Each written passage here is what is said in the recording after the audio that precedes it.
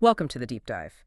Today, we're taking something that sounds really dry, administrative codes, and, well, showing you they're actually fascinating. hmm Our mission is to understand this kind of secret language of health context. We're looking at specific diagnostic codes that don't describe a disease exactly, but describe you, Right. your history, your environment, the real circumstances behind why you're seeking medical care right now. Yeah, we're diving into Z codes. That's the Z00 through Z99 range in the ICD-10-CM system. Yeah. And these codes, they track factors influencing health status or, a patient's contact with health services. So they fill in the backstory. Exactly. They turn sort of a simple chart entry into a much more complete narrative. Okay, and we can't really talk about context without mentioning the other big players here, right? Yeah. The external cause of morbidity codes, V00 through Y99. That sounds dramatic. It does a bit, Good. but they're incredibly important. Mhm. They're crucial for research, for prevention strategies, really, because they answer the who, what, and where of an injury. Who, what, and where?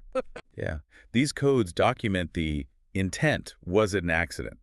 Self-inflicted? Yeah. An assault? Mm-hmm. The activity the person was doing at the time and the specific place where it happened.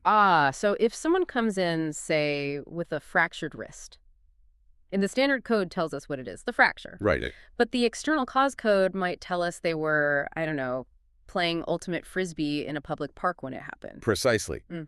Or, and this is where the data gets really powerful for public health, Hmm. it might tell us that, say, a fall occurred in a specific type of nursing home while the patient was doing therapeutic exercise. Wow, okay. That level of detail, well, it lets officials see patterns and maybe intervene, identify risks far beyond just the immediate injury itself. That distinction, the context versus the actual condition, that seems key. Okay, let's unpack this a bit then. If these Z codes are mostly about the background, when does that context actually become the main reason for the visit? Right. When does a Z code end up, center stage as the principal diagnosis? Good question.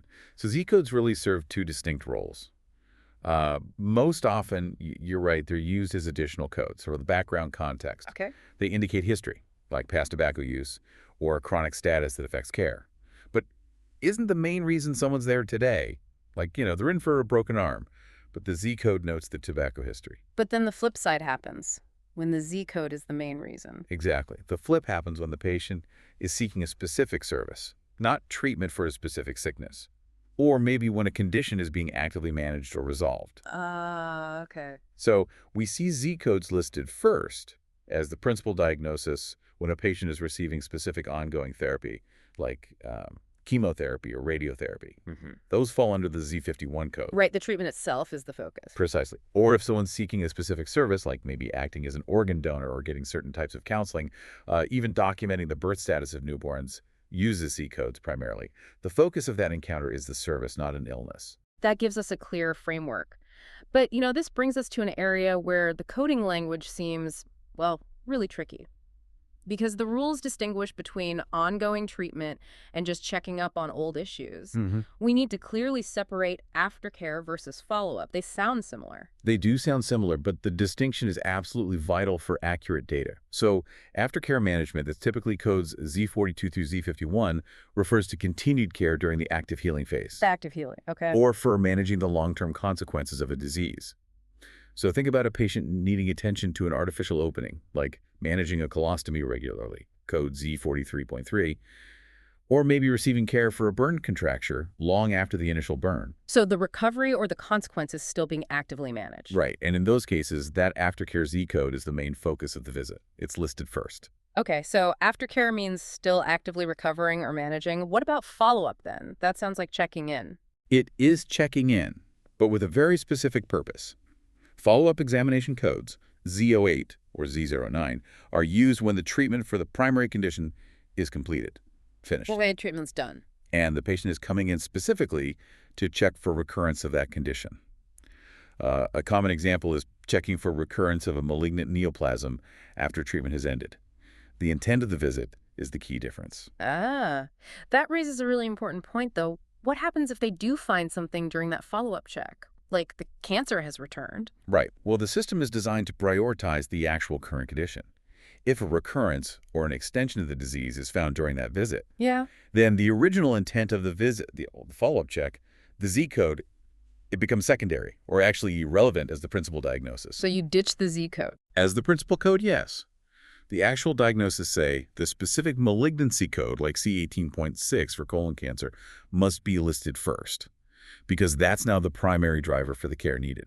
The Z08 or Z09 follow-up code isn't used as principal because the patient isn't just seeking a checkup anymore. They now need treatment for the active recurrence.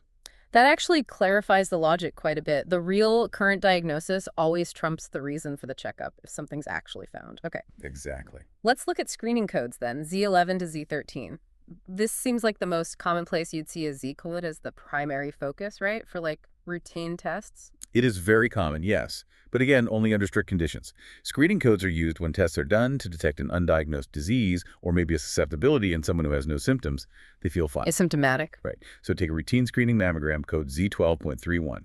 If the result comes back negative, totally clear, or as the guidelines say, without abnormal findings, Then the Z code is the star. then that Z code, Z12.31, is the reason for the encounter, and it's listed as the primary code. Correct. But what if the radiologist does document something, even something minor, like tech needs a follow-up ultrasound? Does the screening code still apply? Nope, that's the cutoff. The moment any abnormal finding is documented, even if it turns out to be benign later, you shift focus. Okay. If that abnormality requires further investigation or diagnosis, the code for that specific finding, or maybe a symptom code, is listed first, not the Z code for the routine screening anymore. The Z code really only applies when the whole point was preventative screening, and the patient essentially walked away with a clean bill of health from that specific test. Okay, that makes sense. So we've covered when Z codes stand alone. What about capturing things that are just part of a patient's ongoing reality, permanent states? Let's look at the status codes, Z77 through Z99. Ah, yes, the status codes. These are critical because they describe current states that fundamentally influence care. They impact safety, medication interactions, planning, often years after whatever caused the status in the first place. And these are almost always secondary codes, right? Background info. Yes, almost always assigned as additional codes, regardless of why the patient is actually seeing the doctor today. We see codes for things like dependence on a machine, Z99.11, for dependence on a respirator is a key one, Right. or the presence of implanted devices, like Z95.1 indicates the patient has had a coronary angioplasty implant or graft in the past, or Z94 for having a transplanted organ. These really give the provider a crucial safety checklist before they even begin treatment for today's issue, don't they? Like, don't prescribe X because of Y status. Absolutely, it's vital for patient safety. And that category also includes the long-term drug use codes, Z79. This is essential for preventing adverse drug interactions. Long-term drug use. We use Z79 when a drug is prescribed for continuous use over an extended period. It reflects ongoing management, not, a short-term antibiotic prescription you finish in 10 days. So what's the practical difference? Why code that specifically? Is it just about chronic conditions? It's about managing chronic conditions safely and effectively, yes. Think of long-term use of anticoagulants blood thinners, that's Z79.01. Or, very relevant today, continuous prescribed use of opioid analgesics, Z79.891. High-risk categories. Exactly. These are high-risk categories where understanding the patient's continuous medication status is just non-negotiable for safe care, no matter why they walked in the door today, whether it's for a sinus infection or, that broken ankle we talked about. Okay. Now here's where, for me, it gets really interesting. Because the code system seems to be moving beyond just tracking current medical devices or drugs. It's looking at future risks like genetics and the patient's environment. Let's start with the risk part. Yeah, this is a significant evolution. We can start with genetic susceptibility, which is category Z15. These codes identify that a patient has a known genetic predisposition to certain diseases. So even if they're healthy now. Right. Even if they're currently healthy. Yeah. For example, Z15.01 indicates a genetic susceptibility to breast cancer. Z15.02 is for ovarian cancer. These codes highlight a future risk profile. And following the pattern, the Z codes, the Z15s, they'd only become the primary reason for a visit if the patient is taking specific action based on that risk, right? Exactly right. So if the patient comes in just for counseling about their genetic risk, then the Z code for counseling would likely be principal, followed by the Z15 susceptibility code as additional information. Okay. But if the patient undergoes a prophylactic procedure, like, say, having an organ removed, specifically to prevent a disease they are known to be highly susceptible to, then yes, in that specific encounter for the surgery, the Z15 susceptibility code can be listed as the primary reason. It explains the why for the surgery. Correct. It justifies the medical necessity of that preventative action. Okay. And finally, we get to the area that I think most profoundly connects healthcare to the wider world: social determinants of health. SDOH, that's categories Z55 through Z65. Hmm. This feels like the code system formally recognizing that, your life circumstances, your housing, your job, your education often matter just as much as your biology for your health. This is perhaps one of the most transformative uses of Z codes for public health and understanding health equity. You're absolutely right. These codes capture key societal influencers, things like level of education, employment status, housing stability, food security, factors that drastically impact a patient's ability to, say, manage their health or follow complex care plans. But this isn't just the doctor observing, this patient seems stressed about money, right? How does a clinic actually standardize capturing data for something as complex as homelessness or food insecurity? Is it just self-reported? Well, the documentation requirement is really crucial here to ensure accuracy and consistency. These codes, Z55 through Z65, they generally must be documented by a physician based on their assessment. Okay. Or, and this is important for workflow, the provider can accept self-reported information if that information is formally documented by other clinical staff involved in the patient's care. Think social workers, nurses, case managers. So it needs to be officially noted in the record by someone on the clinical team. Correct.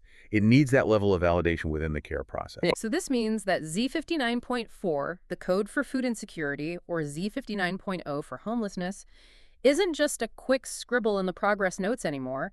It's a standardized, recognized data point within the whole medical system. That's the power shift, exactly. It turns what might have been anecdotal concerns or notes buried deep in a chart into standardized, quantifiable data. And this information is becoming incredibly vital for health plans, for researchers, Why vital? because it allows them to recognize systematically that a patient presenting with, say, uncontrolled diabetes and Z59.0, homelessness, needs more than just insulin adjustments. Right. They need housing support. They likely need resource allocation for stable housing to even begin to achieve positive health outcomes with their diabetes. It helps move healthcare thinking from purely reactive sickness management towards more proactive, holistic risk modeling and support. Wow. We really started this deep dive thinking, okay, administrative codes may be a bit dry, but these Z codes and the external cause codes, they actually hold some of the most personal, complex parts of a patient's story. They really do. They're turning what could be sterile clinical data into real human context. And that context, as we've seen, is driving research, prevention, resource allocation. They absolutely connect the clinical finding to the human circumstance. By using these codes properly, we gain these incredibly powerful data points that show how injuries happen, why certain individuals or populations might struggle to adhere to treatment, and crucially, where resources need to be focused for genuine population health improvement. So thinking about that, if these codes can capture everything from whether someone broke their arm playing Ultimate Frisbee, code V95.4, or is managing long-term prescribed opioid use, Z79.891, while also experiencing food insecurity, Z59.4, what deeper, maybe predictive patterns might public health officials and maybe even you listening be able to spot if this rich contextual information was standardized and potentially shared ethically across all the sectors that touch human life? Think housing, education, social services. What could we understand then? That's the big question, isn't it? Something for you to explore. Thanks for diving deep with us.